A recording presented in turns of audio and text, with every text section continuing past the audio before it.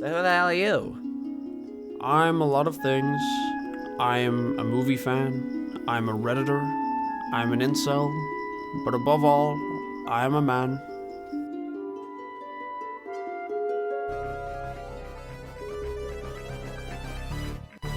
Gotta be fucking kidding. Here's the first movie. Did you know I'm utterly insane? Peel that pig and slice him thick. The body count is always bigger. Hi, I'm Chucky. Wanna play? The fucking trees walked in those movies. Hi, doggy. What a story, Mark. The greatest trick the devil ever pulled. It's just like your opinion, man. Life moves pretty fast. If you want your sequel to become a franchise. 37 dicks. In a row? I'm your #1 fan. G'day, ladies and gents. Welcome back to another episode of Marathon Me with your host, Kane. And Rhys.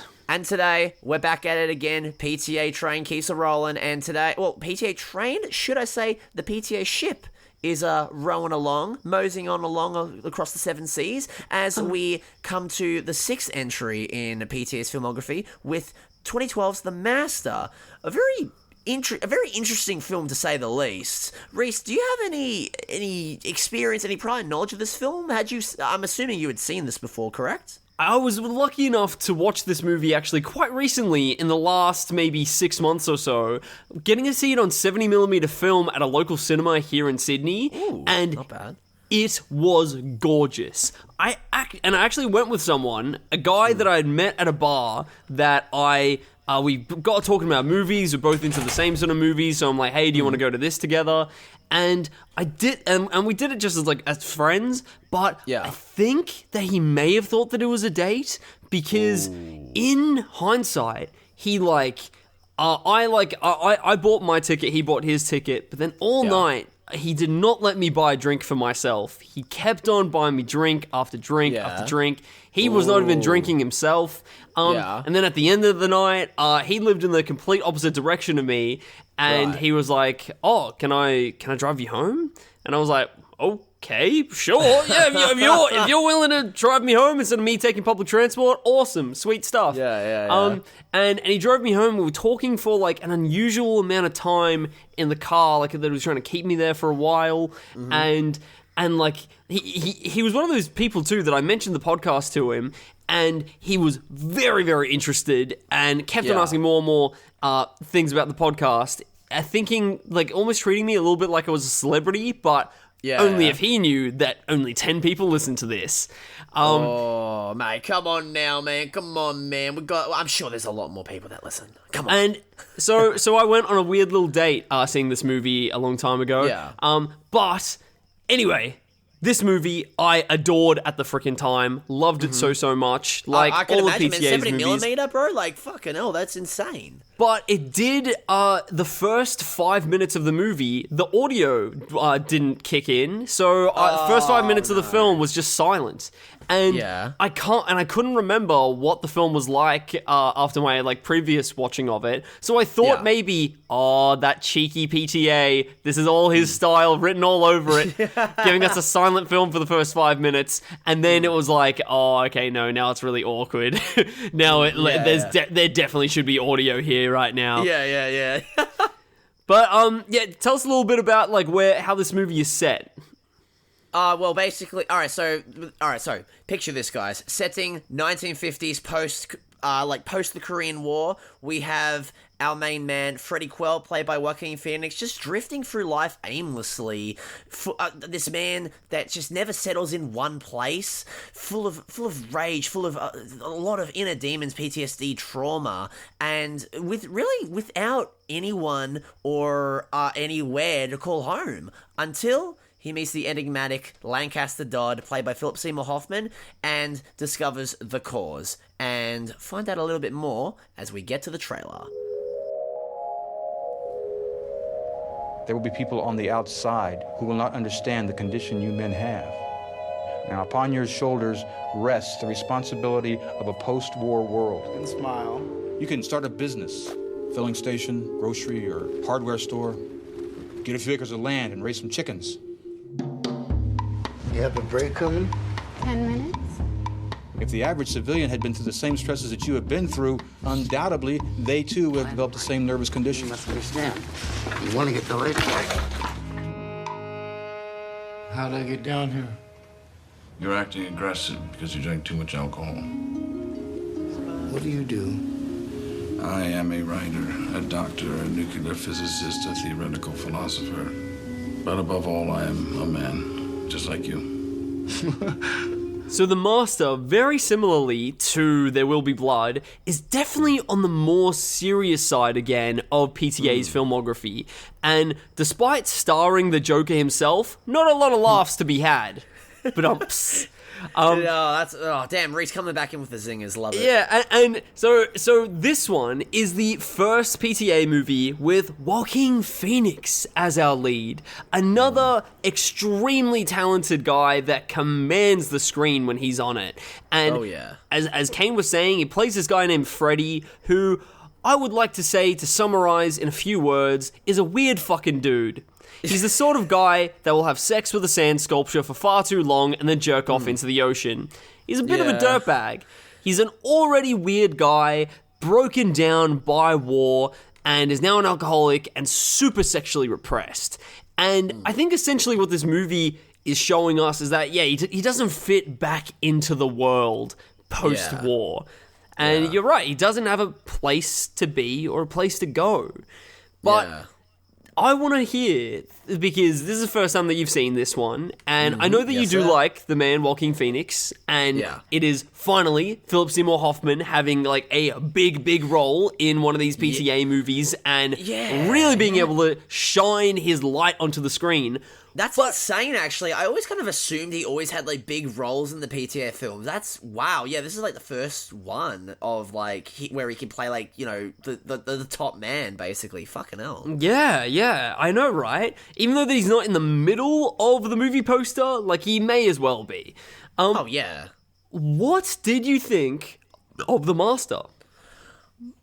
I will say that, I guess, like, pretty much with all these other films, very excited to go into it, and I will say, I really liked it. I really liked it. I will say, I will go on the limb and say this, is that, like, I definitely did not understand a lot of it, but I still feel that, you know, I felt like there was a lot to grasp onto. I thought that it was a very powerfully acted film, and all in all, I thought it was pretty good. Like, that, you know, best way I can really surmise it, in my opinion. I thought it was pretty good, honestly. I liked it.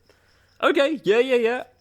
I'm a bit on the same page as you, that I liked this. It's gorgeous, it's greatly performed, but it made me feel fairly little. Yeah, that's not a bad way to surmise it. Like, maybe, like, in two ways. One, I didn't feel a lot from it, but there were moments where where I did have feelings, but I didn't really understand, like, what kind of feeling. Like, I know I'm supposed to feel during this, and I am feeling, but, like, what exactly, per se, you know?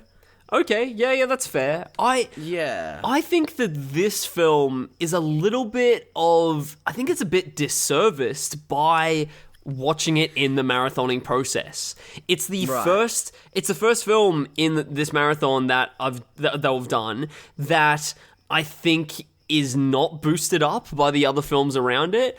And I say that because watching it in isolation on 70mm at the end of last year, I adored every second of that film playing in front of me. But this time around, maybe because of just how strong all the other PTA movies were, it felt a little uncooked. I felt a little bit uncooked in the middle, I think. And the reason that I say this is because of this point here, is that I think you get a great sense of characters, but not a great sense of the world.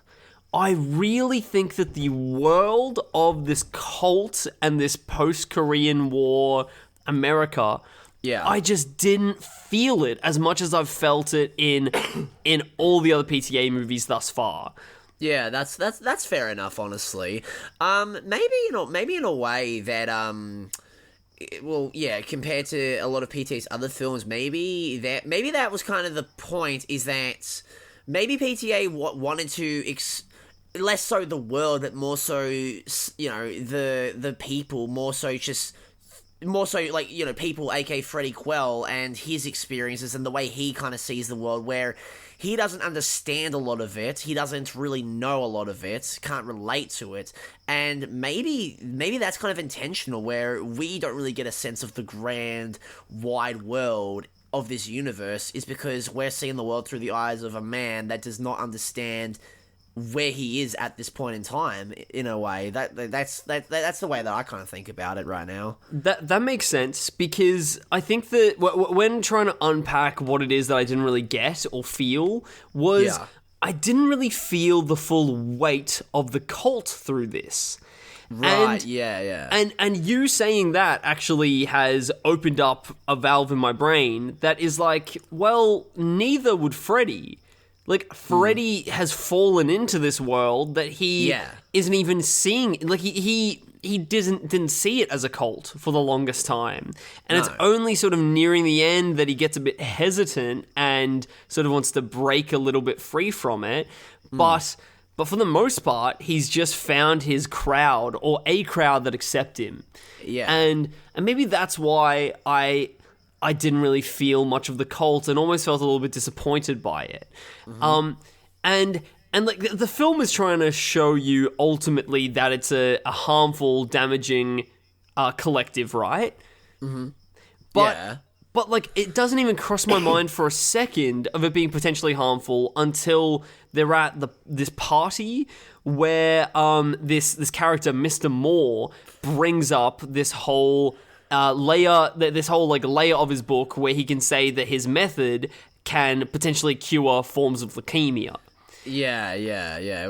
Which is a great kind of way. Like, I think that scene is great in terms of kind of breaking down the almost the almost like mythological stature of Lancaster Dodd, where obviously he's getting all these questions about his teachings and his beliefs thrown back at him, and he almost like kind of breaks. It's like the first time we ever see him break his very like nuanced, very stoic personality, where he screams out pig fuck. He's despite the stature that he has, he is also, as you said in the intro, he's just a man. I'm not ultimately that intimidated by him or the cult, and even though that at the end I know that I should be, because it takes people from their lives, and it sort of doesn't allow them to be their own people, and it also ultimately it lies and it deceives people into following their cult. Because sorry for the cough, but like, it's funny because I never really felt a sense of intimidation, and I mean, I did think about it after reviewing this movie, but like, for similar to you, a decent chunk of it, I didn't really get the sense that this cult was like for the worst kind of thing. It was more so just, this is a collective that Freddie can maybe call, even in a weird way, a family, a collective that can like give him some semblance of maybe not normality, but maybe redemption in a way. Redemption in terms of the guilt and horrors that he witnessed in the war, or even during his childhood kind of thing. And that's what I thought the film was going for. But then they throw in these whole, references to, the dangers of cults, and, references to, some cults that are prevalent in our society. But maybe I haven't looked too deep into it. Maybe I haven't looked deep enough into it, but I feel like maybe the film maybe could have done more to really establish the danger of the cause, When I started to feel a little bit like I shouldn't trust this cult and that it's a bad thing, it felt more like I was being told that.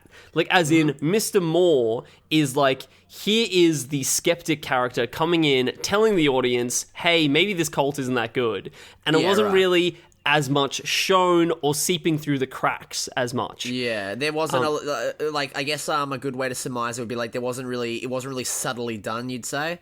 Yeah, and it felt very abrupt. Like, all of a sudden now, there's a skeptic, and then it was like, from that point forward, it was like, oh, okay, this cult is bad, and I never went back to almost believing that it could be a good thing. Right, okay. And that's something that PTA has done really, really well before in the past, is giving you, with Daniel in There Will Be Blood, you go, maybe he's a good guy, maybe he's a piece of shit, maybe he's got some good in him, maybe he's a piece of... And you keep on thinking that maybe they're going to redeem themselves, where here it was like... you guessing, yeah. From that point forward, I'm like, the cult is bad, it lies, and I never believe it again. Right, And probably what the film should have done if it wanted to replicate that trust that Freddie has for the cult is to manipulate its audience to also fall back in love with it. And give it a little bit more of an understanding to it. But in defense of the world, the film is gorgeous. I think. Oh God, yeah, dude, it looks immaculate, man. Stunning cinematography here, and just the way that the world is presented. In a visual sense, is just gorgeous. So I will say that. Just a little thing is that I love how the water looks in this movie. Yes, of like just the roaring waves and like the beaches. Oh my God, beautiful stuff, man. This is not one of my favorite PTA films, but like it is still a feast for the eyes, cinematography speaking, man. Like man's does not miss in that aspect at all. I'll tell you what. Totally. In this realm though of what I found quite disappointing about it is that PTA we know can do a great ensemble, can balance. Can balance Boogie Nights with all the different range of like main character to side characters, and they all feel like they have purpose. Same with Magnolia, you have all these central characters that all feel like that they have purpose. Where in this even though I don't love Magnolia, yes, I agree. Where in this one, you've got people like Rami Malek and Jesse Plemons, both great actors, good screen presences, but I can't help but think, what the fuck are they doing here? Yeah, no, I definitely agree. Like, I was, surprised to see them. And yeah, like you said, they are incredible actors. But then, yeah, they're not really given a lot to do, honestly. And on one hand, I like to think about it this way, is that, like, obviously this is, like, before, like, they really, like, establish themselves as capable actors. Obviously Jesse Plemons with, all the, I'm Thinking of Ending Things, Power of the Dog, blah, blah, blah, Rami Malek, Mr. Robot. But, like, even then, at the same time, it's just, like, they try to give them something to do. Like, I remember, like, there is a scene of Jesse Plemons, like, casting doubt on the cause, but that's really, that's, like, one of the only lines I remember him having in the movie, and they don't really do much with that, apart from that being the lead up to a fight that Lancaster Dodd and Freddie Quell have in the jail cell, and that's really it. Like, they're not really given a lot to do, and I don't even, like, remember their names, Oh, yeah, they feel inconsequential in this film, and it almost, to me, feels a bit like that. Maybe it's a hindrance to the movie that they cast such good actors in those roles, because you have an expectation of, okay, they're going to be significant, and when they aren't, you feel a bit blue-balled. So maybe it's something that just hasn't aged well. Yeah. Oh, no, definitely. That's actually... I was literally just about to go into that, where it's like... It's probably because us watching this in 2024 with already having this pre-established, like, view on like, the actors like those two. With Rami Malek being, like, a best actor Oscar winner, and with... And with Jesse Plemons being, like, a best actor Palme d'Or winner.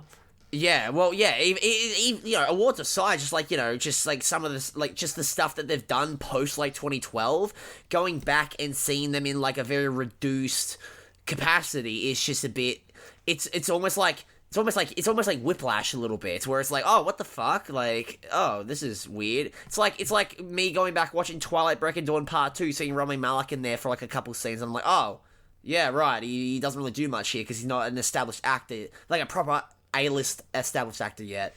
And even Amy Adams, in my opinion, didn't have that much weight or stuff to do, I felt. Like and I was surprised by that because she is really renowned for this performance. And she was up for Best Supporting Actress at the Oscars this year for this film. Really? Yeah. People really rave about this Amy Adams performance. And she's good, but like I agree, she didn't do much for me, man.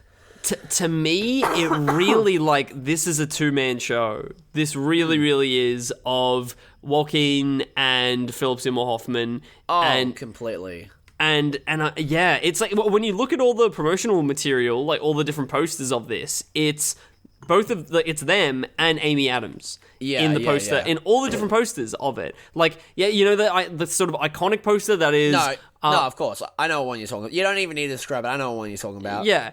And it, like, I've read that there is this narrative significance that Amy Adams is actually sort of in control of Lancaster Dodd, and is then realistically she is the one in charge of the cult and the real one pulling the strings. Yeah, but I didn't feel that, and I've never felt that in my 3 viewings of this film. I've never felt that.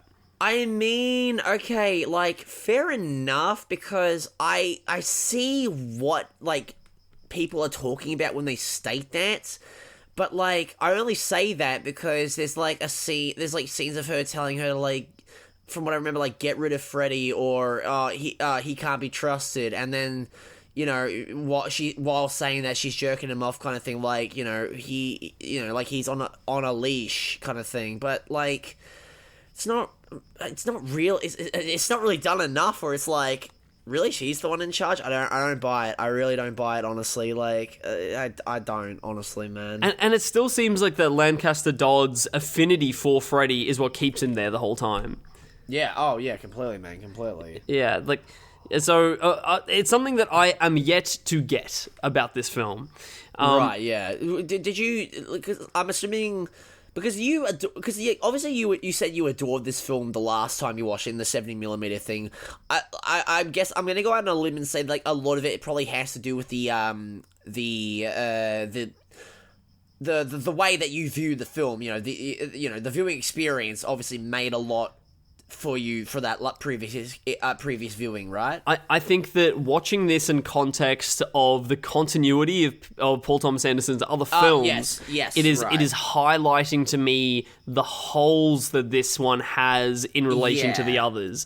And and watching it in isolation beforehand, I really just saw this sort of character portrait and this really integral dynamic between, like, the two leads, and loving that. And really adoring also the visual aspect of it all. Holy shit! Like, especially this visually peaks in the first 20 minutes before Lancaster Dodd even enters the frame. And then I think I think then visually it's on a bit of like a one note, sort of like it's pretty and it's functional, but it's not like wow inducing. That's fair. That's completely fair enough. Yeah, that's not a bad point at all. In a way I do agree as well. Yeah. The beginning of this film is wow inducing. It shows you scene after scene, shot after shot that you just go, holy God, this is so specific to this art that I'm witnessing right now. Right. It makes it way more satisfying. Anyway, there's one cameo that legitimately she pops up, I believe, in one scene, but I want to highlight it. Did you see that Fiona Dorff is in this movie?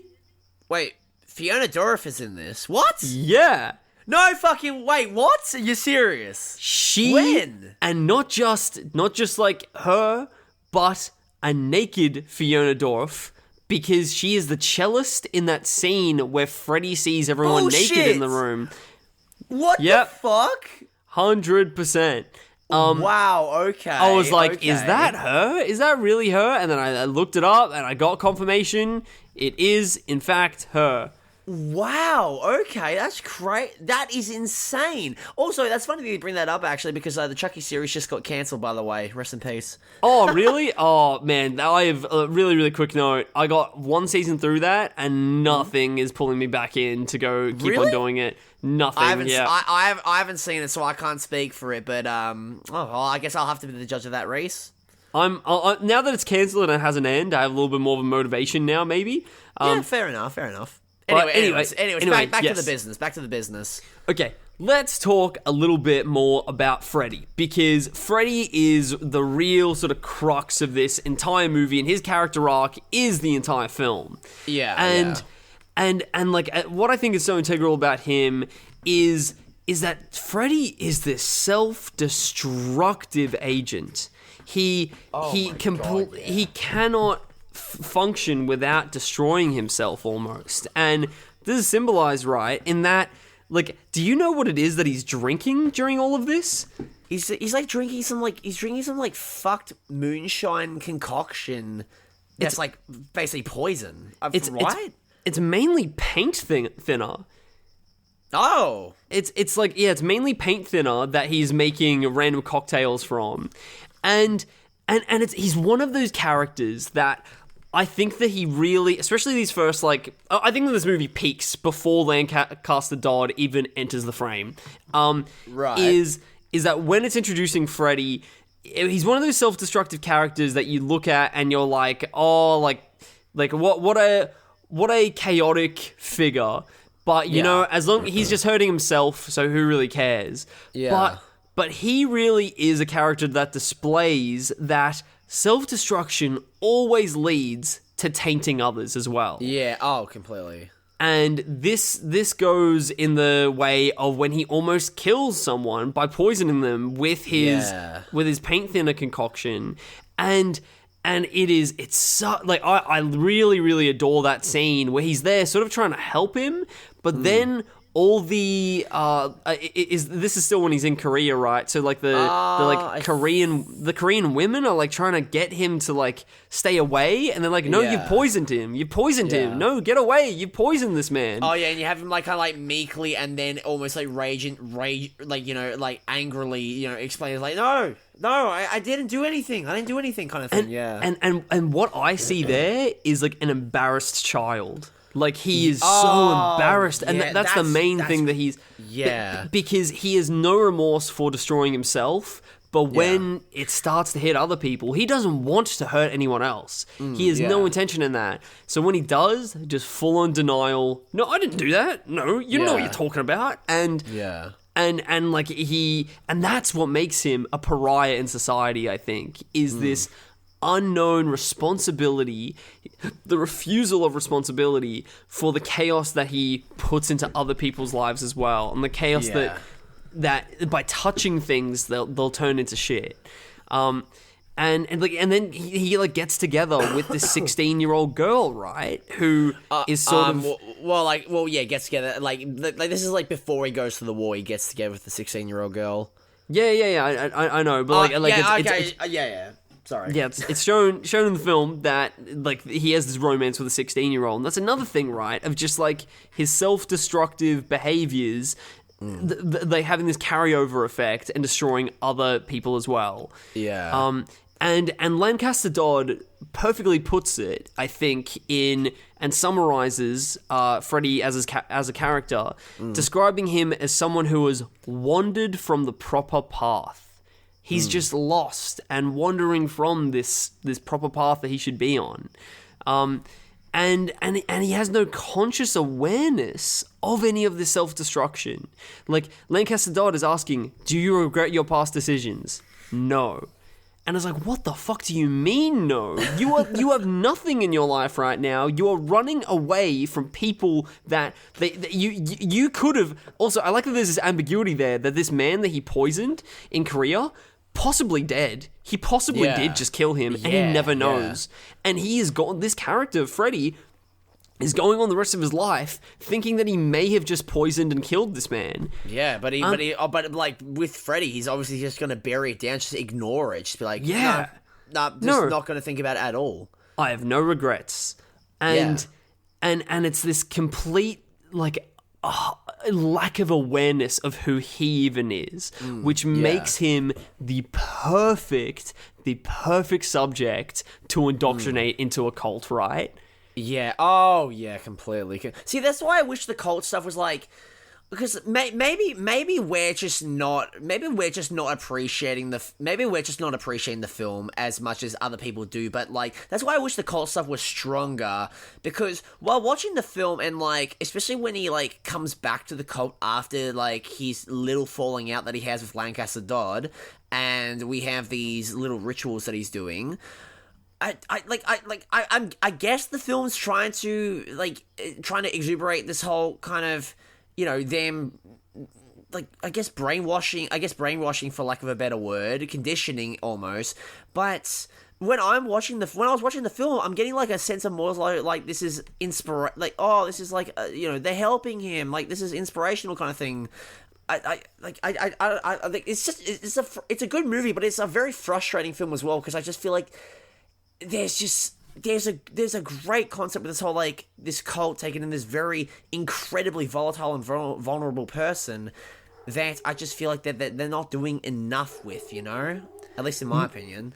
Maybe that's the beauty of the film that we're missing, is that it is morally ambiguous. Maybe the whole point of it is that realistically the alternative of Freddie not finding this cult is living the rest of his life still this existence of loneliness. That's a good point, yeah.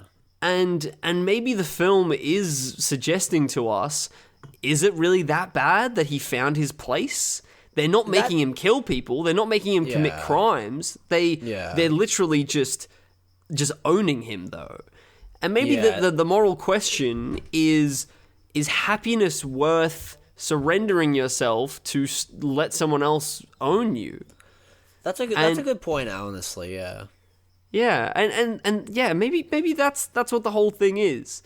But here's the thing, right? Is after watching it multiple times, and if I'm not 100% sure still, then this movie just probably isn't for me, and it's probably just not resonating with me, and may not, you know? Maybe I have to live a couple more years of life, have some more experiences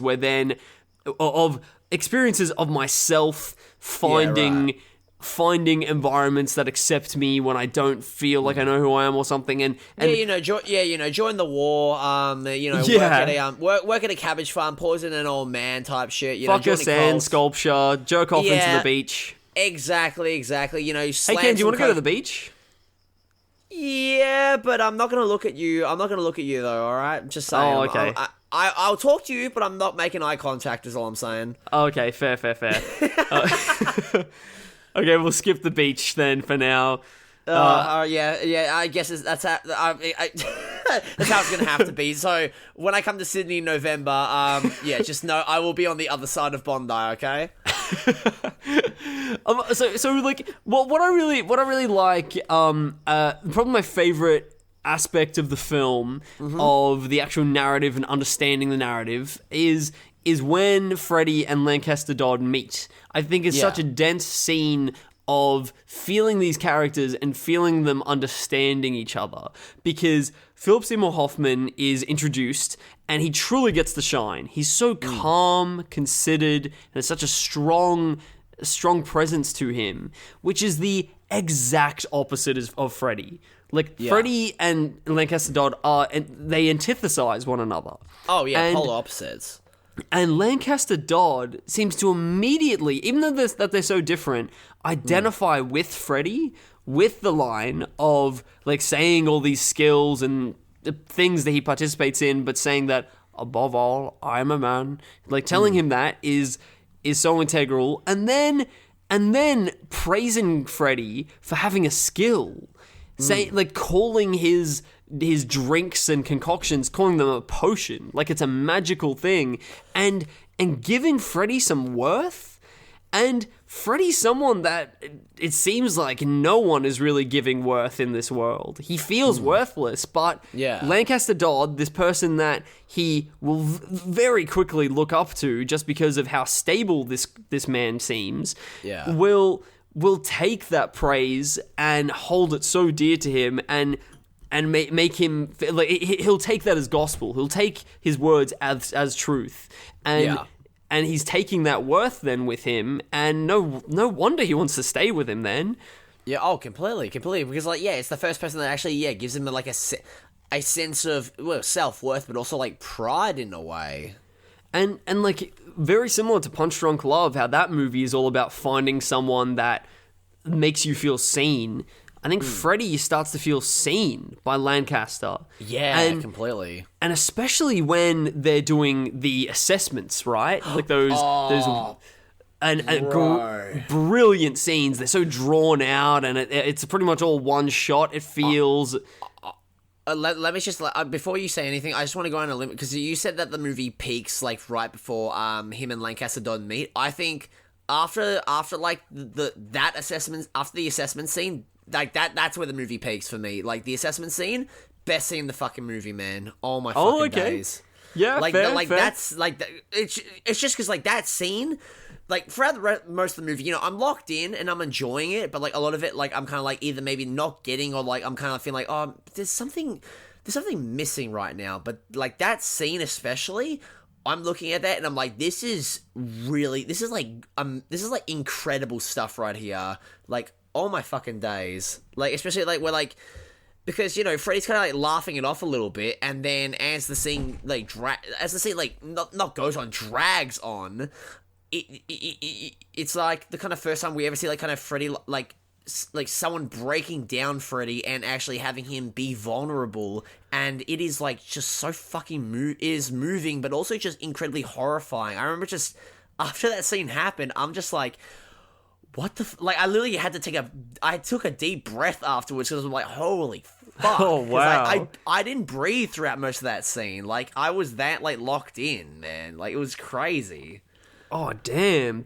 I think that what I really like about that interrogation scene, or, like, well, that assessment scene, is seeing... Good, like, it feels like an interrogation. Oh, yeah, totally.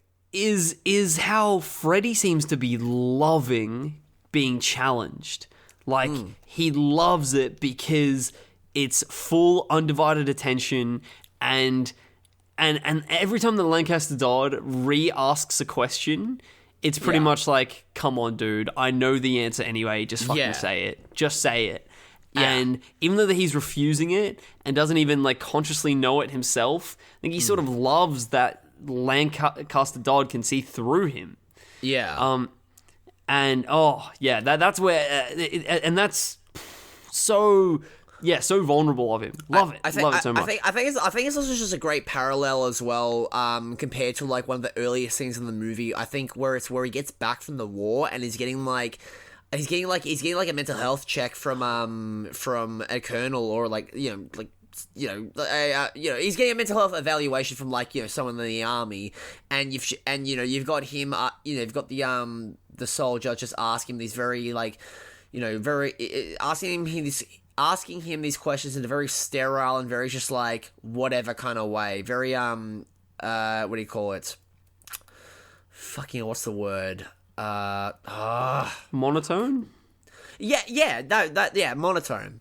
Like in a very monotone voice, and without almost like kind of like he's doing it almost as if like this is like business kind of thing, not as if he doesn't care. He's just like he's asking this because this is his job kind of thing. Meanwhile, and you've got Freddy laughing it off and giving fake answers and being antagonistic. Compare that to the scene with him and Lancaster Dodd, where like Lancaster Dodd is like he's repeating the questions, making him repeat like the entire process in general to properly get these answers out of him, maybe out of like a sense of like the cult kind of thing, but also like out of a sense of even like in some way caring, giving a shit about this this broken man kind of thing. You know what I mean? I just thought that was like a neat little parallel, honestly. Do you think that when Freddie does the Rorschach tests at the start of the film, do you think that he's lying? What, where he's just, like, calling everything a vagina? Where he's just like, that's a dick, that's a pussy, that's two dicks going into a pussy. Like, where he's being really vulgar. And, because I've never thought about it like that, but you saying that he's, like, sort of laughing off the tests, I'm like, maybe, like, because it's almost ridiculous how much he just right away is making it grotesquely sexual stuff. Right, yeah. I think he's probably lying in that moment. Yeah, well, I like... Yeah, well, that's how I kind of think as well, because this man is so volatile and so broken and full of rage and self-hatred, is that, you know, he knows that, like, you know, they're doing this... That, like, when they're asking him these questions, they're just doing it as a formality, as almost a part of business. So he will, you know, just... He's going to take the piss out of it kind of thing. Like, yeah, I do feel like that he is, you know, kind of, you know, lying and taking the piss out of it kind of thing. And, you know, just trying to antagonize, because that, like, him during that point in time at the start of the film, that's kind of all he really knows how to be. It's just antagonistic kind of thing. And while he does try to, obviously, you know, because we see him working as a photographer, and he is, you can tell he's trying, but... That antagonistic attitude, that's almost like a... It's almost like a disease, really, honestly. Like that and his alcoholism. It's a disease that just eats away at him, and that just will just appear whenever it feels like, you know what I mean? It's yeah, I think that makes sense to me that he's using it as a mask, just to not let anyone else in and taking the piss out of it. Like, I'm not going to actually give you my legitimate answers because fuck you. You're like, you're not letting anyone in. That is, I cannot believe I did not even think about that when we literally just talked about, like, Punch Drunk Love and, like, masking. That is a great way to put it, man. Holy fuck. Like Barry and Freddie are quite almost similar characters in different extremes, right? Yeah. Like, both repressed, unsure about their identities, and not willing to show the world who they are. Quite lost and feeling like they have no place that they fit. But then it's more like that Barry is sort of going in his own shell and being this more modern, almost nerdy version of that, where he's just completely recluding in a more sort of like, I imagine that he's doing it in a more neurodivergent, autistic way, potentially, where Freddie is doing it in like a...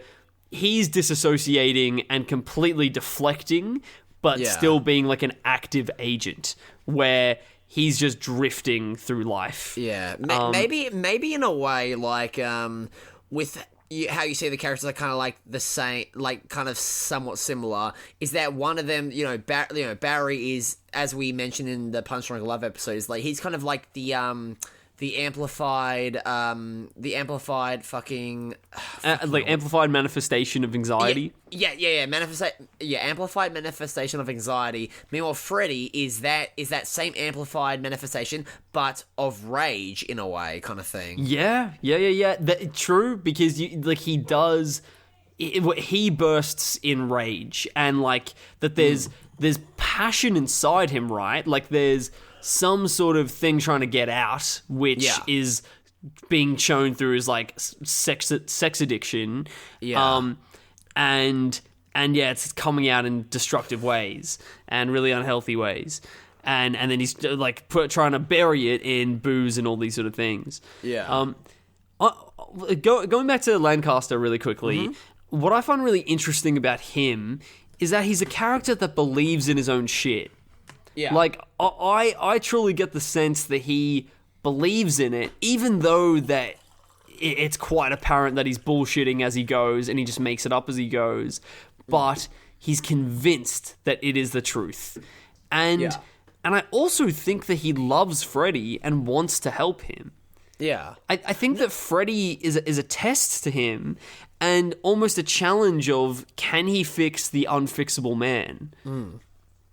And that's what I think his entire sort of challenge through the movie is, and Lancaster's motivation anyway. Yeah, no, that's no, that's definitely how I interpreted their whole relationship, is that there is a genuine fucking hell. There's a genuine like actual love and adoration for this broken man, and if he can fix him, honestly.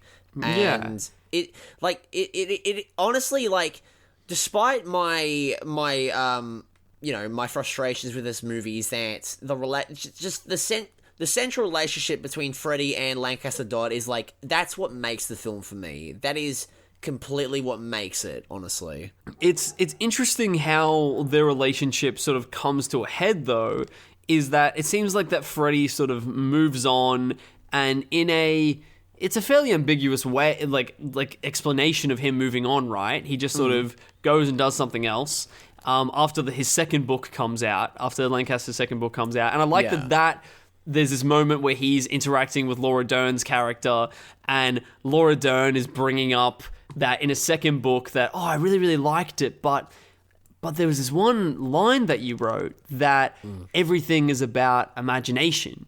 But imagination, if that's the case, that goes directly against the key principle in your first book, which is about facts or something like that. It's some sort of like it's a contrasting thing, and it's a point that like negates his previous point, and it exposes Lancaster, and he in a Frank from Magnolia way just like bursts and is like, what the fuck do you know? What do you know about it? It's updated. It's an updated text, okay? Like, fuck off. Yeah. And that sort of cements to the audience, okay, he doesn't know what he's talking about. He is sort of just making it up as it goes. But that more feels like a moment where it really directly is like, yeah, this is bullshit. And then it feels like that from there, I could be missing something, but then like Freddie sort of, finds his space, and then he comes back eventually, and they reject him for leaving again. And they tell him that if he doesn't stay now, they will hate him forever. And wait, which scene is this, by the way? Is this like near the end? This is near the end, yeah. Oh yeah, when right. Is that how you interpreted it? He says that. They say to him, if you don't stay, we will hate you forever. That's what they say. Like, they is in Lancaster Dodd? Lancaster Dodd says that to Freddie. Am I wrong? Well, no. Like, not really, like, not wrong in that way, but like more so like I interpret that scene in a completely different way, honestly. I want to hear it. I'm interested. See, the way that I kind of interpreted it, because like, while initially watching the movie, I didn't really get a semblance of like, that the cult was really that evil. There were plenty of moments in the film where I'm like, yeah, okay, so they're trying to do the cult as evil, but then they're trying to do it as good. It's like very imbalanced kind of thing. But I feel like during that scene, it's almost like kind of Lancaster Dodd breaks character for a moment, and he's like, if you leave, don't ever come back. When he says that to him, I'm pretty sure that's the line. It's like, if you leave, don't ever come back. And I feel like the way that I interpreted it is that he almost kind of like understands, like, we've done all we can for you. I've done all I can for you. Leave, and you you are a better person now than when I first met you. Don't ever come back, because you are going to be okay without me. Without us, but more so without me. Me being Lancaster Dodd kind of thing. That's how I feel. I have watched a couple of video essays on this movie, but that's how I interpreted it when I first watched the scene, and then I've watched one or two video analysis on this movie, and that's how some people interpreted this scene. Yeah. Okay, interesting. I did not think that for a second. Really? I thought that how I was feeling was that it is Lancaster Dodd is sick of the inconsistency of him allowing himself to be helped by him, and it's like, I'm not helping you anymore if you decide to leave one more time. Really? Yeah. Wow. Okay. Interesting. Yours, I find yours a much more satisfying conclusion to it because my understanding of this scene very much echoes the emotional climax in There Will Be Blood. Mm-hmm. But like, as in the conversation at a desk between the father figure and the sort of child figure. Yeah, yeah. And essentially conversing about if the son is going to leave or stay. And so it very much echoes that There Will Be Blood scene, correct? Oh yeah, no, definitely echoes it, but like, obviously, because I read it in a completely different way, but yeah, definitely echoes it, obviously. And, yeah. But then you feel, I think, quite a bit less in this in comparison to There Will Be Blood. Oh no, definitely, yeah. It did a lot less for me, and also I feel like that by the end of the film, I didn't feel the change of Freddie as much as a lot of other protagonists of PTA movies. Like, he goes on to, is it like, he goes to the UK, correct? I don't remember where he goes, but yeah, like, you're talking about, like, the scene, like, the very, like, ending scene where he's, like, the he's very at the bar. last scene, he's at a bar in the UK, and he then picks up a girl that he, like, makes eye contact with on the other side of the bar, and then he starts sort of going through this analysis assessment similar to Lancaster Dodd's with her. Yeah. And it's almost like the he now is the one with the power, and like the he is putting himself in a situation where he is sort of in control. Yeah. See the way initially, like, right when I was watching the movie and right when I finished it, the way that I assessed, the way that, like, I kind of interpreted it was like he has grown and is like, he's putting, you know, he's passing off what he has learnt to other individuals. However, having let the film sit with me for a while, and then also, you know, having talked with you about this on, you know, during this episode, is that it doesn't feel the most of a satisfying conclusion, honestly. Like, it doesn't feel very satisfying, but maybe that's not the point. Maybe it's not supposed to be satisfying. I know I try not to say like I don't know, but I don't know, honestly. Maybe what it is is that, so There Will Be Blood has a very pessimistic ending as well. Like, it had a very pessimistic ending, and you expect, like, every film that you watch, every story that you hear, your baseline is you expect a happy ending and a conclusion that, okay, these characters end up in the spot that they're supposed to be.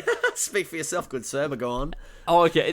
Well, I think it's in a general sense. I understand what you mean. And maybe this one, because I very much, like, the Freddy that I see in the last scene of the movie, I sort of think this could be the Freddy that I saw at the start of the film. Right. And maybe is the film saying that you can't change people? Like, or like, some people you can't help? Because maybe that's the pessimistic outcome that it has. And because really, the guy that I'm looking at, I don't see him as that crazily different from the guy at the start. Yeah, no, I you know, honestly, like, I actually, you know, I do agree with you. It's the same guy as at the start, with maybe like 5-10% more development, maybe. 7%. Yeah, 7% more development or some shit. You know what he I mean? He went from a 4% person to an 11% person. I mean, still got a lot more loading to do. Hey, we're gonna give Freddie some credit at least. Is that, like, you know, when he goes back to go meet his 16-year-old sweetheart, Freddie, gross. Yeah. Maybe that's what it is that he's such this destructive figure, right? That everything that he touches turns to shit. And it seems like at the end that he abandons his 16-year-old sweetheart Well, And he didn't abandon her. She like moved to a different country, and he was just like, nah, not worth it, kind of thing. well, he didn't chase her. He didn't go and pursue that. Yeah. Where it seems like that through the whole film that's sort of what he is potentially his end goal, right? Well, that was one of his like biggest regrets at like during the interrogation scene. Yeah. And instead, what he does is that he goes to this bar in the UK, and then he with this woman that he's sleeping with tries to assess her instead, and maybe instead of being a force for good, he can just be a neutral force instead of the destructive one that he was, which is which honestly is a bit of what you're saying, right? Is that he's not a perfect person yet. He's not even maybe a good person yet, but at least he's not fucking killing people by accident because of how self-destructive he is. Yeah. And maybe that 10% is enough in the grand scheme of things. Yeah. Honestly, that is a great point right there. Fuck yeah. At least he has some intention to make this person a better person. So yeah, I'm fairly satisfied with that. But ultimately, in the grand scheme of PTA conclusions, not my favorite. It's honestly, I guess because we're like going to wrap up right now. I guess I'll finish off by saying that it is a film that has great ambitions, and I really look forward to rewatching this and like almost like studying it like a book and trying to see what if there's anything I missed out on, kind of thing. But at the end of the day, yeah, bit of a letdown, honestly. Yeah. That's I sort of have to agree with you. I've got a couple of things that I want to say before we finish this off. Take it away, good sir. So there is, at this point in PTA's filmography, he sort of starts to get into a bit of a trend where he starts editing together short films that are the deleted scenes of his major projects, editing them together, and then making a short with almost its own narrative out of those deleted scenes. Oh, it's just like the deleted scenes of Anchorman. Fucking hell, let's go. Fuck yeah. I did not know that Anchorman did that, but interesting. They literally made a fucking like a weird movie, quote unquote movie of the Anchorman deleted scene. It's called like Wake Up Wrong Burgundy or some shit. I watched that shit when I was like 14. I just remembered it now. Fucking hell. Anyways. Yes. Interesting. Well, so this one for the Master is called Back Beyond, and watching this, I enjoyed probably this short film more than I enjoyed the Master. Really? Wait, what's it called? What'd you say it was called again? Back Beyond? Back Beyond. Back Beyond. Okay. And there are some integral bits in this that I felt really could have boosted up the Master in some ways. There's some great sort of smaller moments of just watching Lancaster Dodd and Freddie just bonding as people and sort of just being friends, and that felt like it probably was quite missed in the Master, as well as Rami Malek's character. He has more lines in this short than in the actual film itself.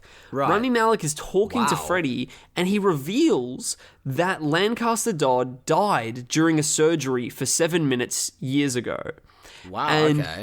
And, and Split Saber and the Darkest Cloud, which is the novel that he's like talking about. The first edition of that was written just after the like death, and there was this sort of legend that the 12 people that read it either went insane or committed suicide.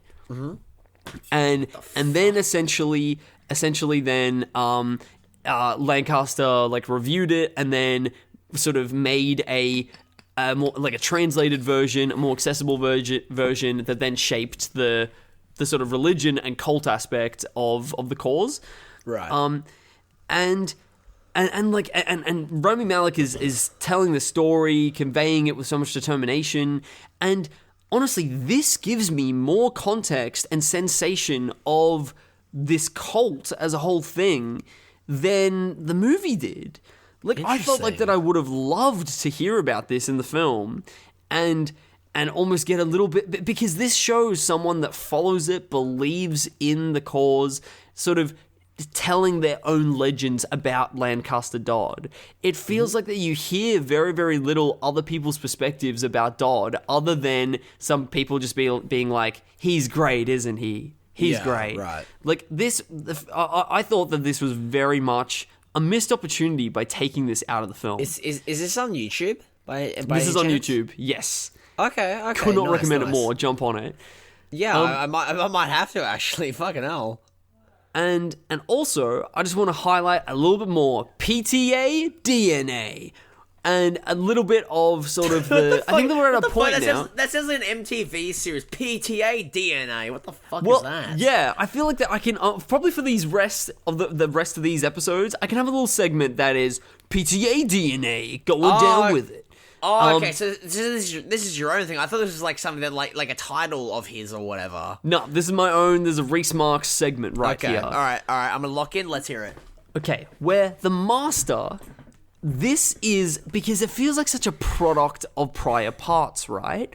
And what it is that I feel like that the Master is the guardian angel most akin to Hard 8, the building of confidence of Boogie Nights, the protagonist of an unstable Punch Drunk Love, and then the dramatic tonality of There Will Be Blood. You put all of those things into a cauldron, you mix it up, you shake it about in a bung up freaking flask, and then you pour it out into a glass and you get the Master. It's all those elements mixed together and comes out in this. Okay, the fucking hell. That's good. Fucking hell. And yeah, and I think that there's going to be more of that as we go on. Because already a lot of the films are very much built off of the prior entries that are there. Yeah, completely, yeah. I appreciate what this film tries to do. I wish that it just strived to maybe just, go that extra mile. But then again, maybe I'm wrong. Maybe I'm reading the film completely incorrectly. Who knows? But you know what? Me right now, as a man in 2024, the end of September 2024, I just think it's a very fine film. I quite like it. I just don't love it though, sad to say. Ultimately, the ideas all feel like they're out of prior films from his filmography. And the new idea of cult and indoctrinated chosen family, I feel like I've seen done better elsewhere. He may be a master in his craft, but not for the Master. Sorry, PTA.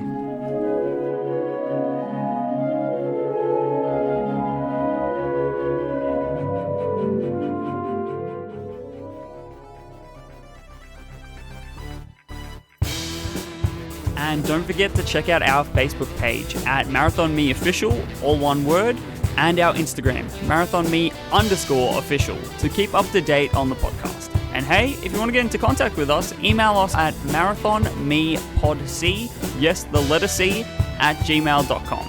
Like a podcast without the asked.